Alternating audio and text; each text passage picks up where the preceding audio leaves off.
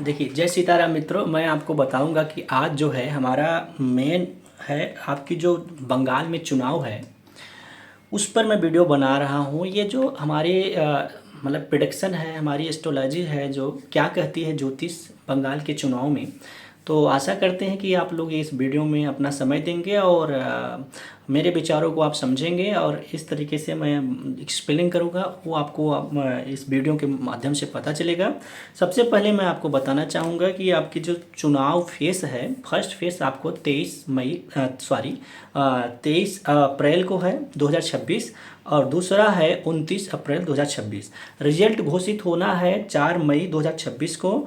और हम आपको बता दें, वर्तमान में जो सीएम है ममता बनर्जी, उनकी कुंडली में विश्लेषण करके आपको बताना चाहूँगा। आपको ये भी बताना चाहूँगा कि क्या पॉसिबिलिटी है और क्या स्थिति बनेगी। तो सर्वप्रथम हम आपको ये बताना चाहेंगे कि ममता बनर्जी जो है उनकी प्योरिटी इसलिए है कि बीजेपी से कोई यहाँ पर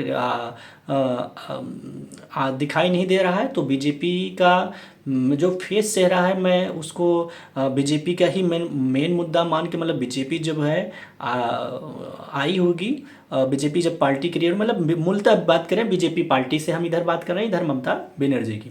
तो ममता बनर्जी का जो हमने डेट ऑफ बर्थ पाया है वो 5/1/1955 में इनकी बॉर्न होती है। और जो मैंने समय लिया है वो हमने समय लिया है 12 बज के, मतलब 12 बजे पीएम से लेकर 2 पीएम तक। तो जो मेष लगन की इनकी कुंडली बन के आती है। और आपको बता दें कि ममता बनर्जी प्रयासरत हैं कि चौथी बार सीएम बनना, और बीजेपी जो है टारगेट में है अपने आप को स्थापित करना, मतलब कि वहाँ बीजेपी का सरकार बनाना। तो टारगेट है फर्स्ट टाइम बीजेपी वहाँ आने को।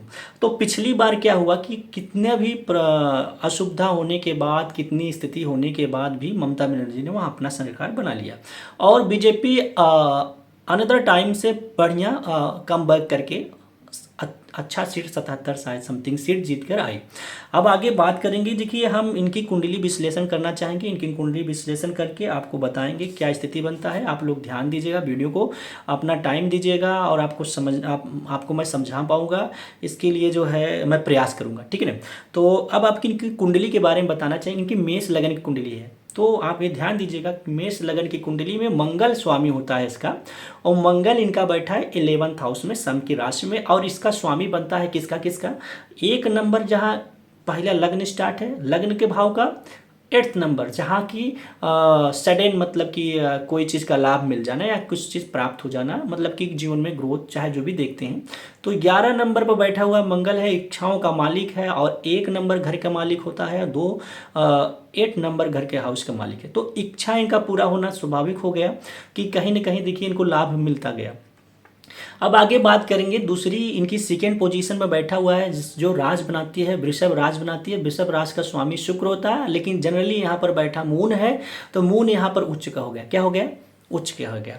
अब मून उच्च का हो गया तो जाहिर सी बात है कि इनको ऑटोमेटिक जो है प्रसिद्धि मिला यहाँ पर। सेकेंड हाउस परिवार या जो भी कुछ चीज़ें हैं, इनको धन से लेकर या इनकी लग्जरी से लेकर सारे चीज़ उनको मिला।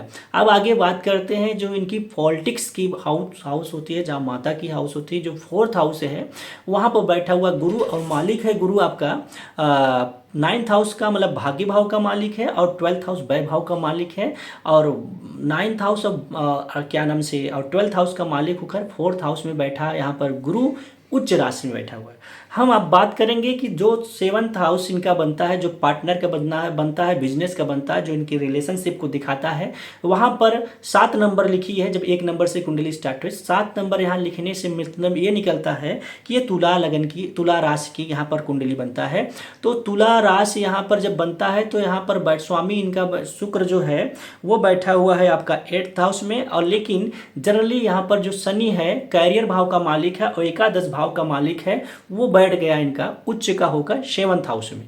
तो यहाँ पर अच्छा रीच कर लिए इन्होंने, मतलब कि यहाँ पर इनके लिए भाग्य लक की बात करा जाए तो इनके लिए बहुत बढ़िया रीच होता है कि रिलेशन बिल्ड हो गया। रिलेशन मतलब कि इनकी 7th हाउस की बात करें, बिजनेस की बात करें, तो यहाँ पर इनके लिए बहुत अच्छा स्थिति बनता है। हम आगे बात करेंगे कि इनकी महादशा भी इनकी उच्च राशि की चल रही शनि की। अब आगे बात करेंगे कि जब चुनाव होगी तो क्या फेस आता है। इसके पहले मैं बात कर दूं कि ट्रांजिट की भी बात कर दूं, फिर बाद में कैलकुलेशन के लिए हम मतलब आएंगे टॉपिक पर।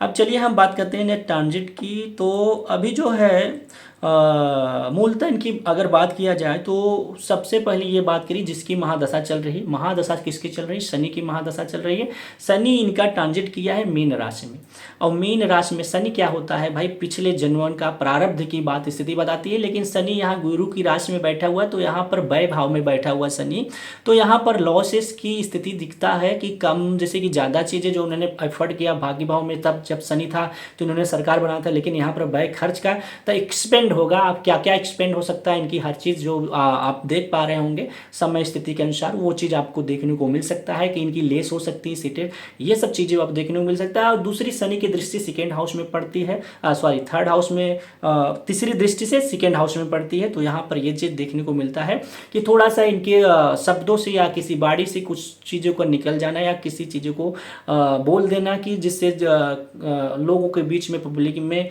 ये चीज़ अब इसका अभाव पड़े या इसका दिक्कत पड़े, ये चीज़ देखने को मिलता है। यहाँ सूर्य मंगल की भी साथ स्थिति बनती है, तो यहाँ पर आपको थोड़ा सा मतलब कि अगर देखा जाए तो थोड़ा सा अभाव कुछ न कुछ करके मिलेगा। दूसरी बात यह है कि मैं बताऊंगा गुरु शुभ राशि में नहीं, इनके जो है शुभ राशि का होकर मतलब कि इनके भाग्य भाव की और 12th हाउस का स्वामी, और प्लस आपके इनके जैसे कि मैंने बताया उच्च राशि में है, लेकिन ट्रांजिट किया यहाँ थर्ड हाउस पराक्रम भाव में। अक्सर यहाँ पर गुरु जो है शुभ राशि जो है थोड़ा सा स्ट्रगल है, संघर्ष देता है, लेकिन इसका मतलब नहीं है कि ममता बनर्जी जा रही हैं। मेरा कहने का मतलब है आपको समझाने का। आगे आगे मैं बात करूंगा कि अब महादशा अंतरदशा प्रत्यंतरदशा की बात करूंगा, उसके बाद समझाऊंगा कि क्या स्थिति क्या रिजल्ट बन सकती है। आइए चलिए बात करते हैं कि महादशा जो चल रही है 2026 में शनि की महादशा चल रही है इनकी 2026 में शनि की महादशा, और जब चुनाव है तब की मैं सारा चीज़ मैं बताऊंगा कि 19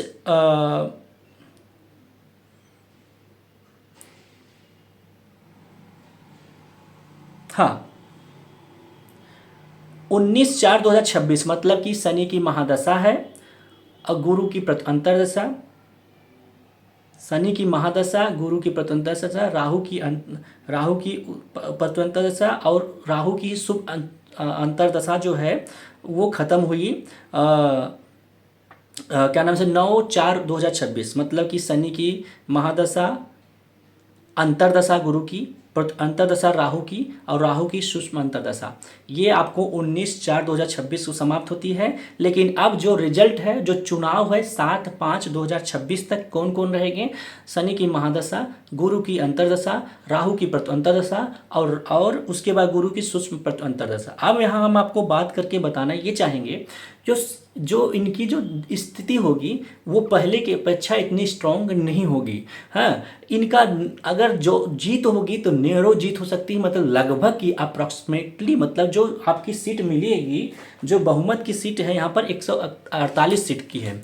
लेकिन यहीं पर राहु अगर काम कर गया बीजेपी के लिए आपको बड़ा लाभ देखने को मिलेगा, क्योंकि शॉक जीत हो सकती है बीजेपी की, मतलब कि अगर बीजेपी 150 भी आपको देखने को मिल सकता है। लेकिन अगर हम बात करें तो ये भी स्थिति देखने को मिल सकता है कि 5 से 15 सीट के बीच के अंतर आपको देखने को मिल सकता है। कितने से 5 से 15 सीट के बीच के अंतर देखने को मिल सकता है, चुनाव की ये स्थिति देखने को मिल सकता है। और जो महादशा प्रत्यंतरदशा और जो मैंने आपको प्रोडिक्शन करके बताया है, तो आप समझने की कोशिश करिएगा कि शॉक सिचुएशन रहेगा कि बीजेपी की सरकार बन सकती है, और नैरो हो सकता है पॉसिबिलिटी कि लगभग में आपकी ये तृणमूल की कांग्रेस सरकार, टीएमसी की सरकार बन सकती है, ममता बनर्जी सीएम। तो इस तरीके से आपकी कुंडली, मतलब कि जो ममता बनर्जी की है कुंडली एनालिसिस करके मुझे ये देखने को मिल रहा है। तो ये कुंडली मैं देखकर बताया हूँ कि आप समझिएगा कि स्थिति क्या होगा। आप वीडियो को पसंद करिए, ज़्यादा से ज़्यादा लाइक शेयर सब्सक्राइब कर लीजिएगा मेरे चैनल को।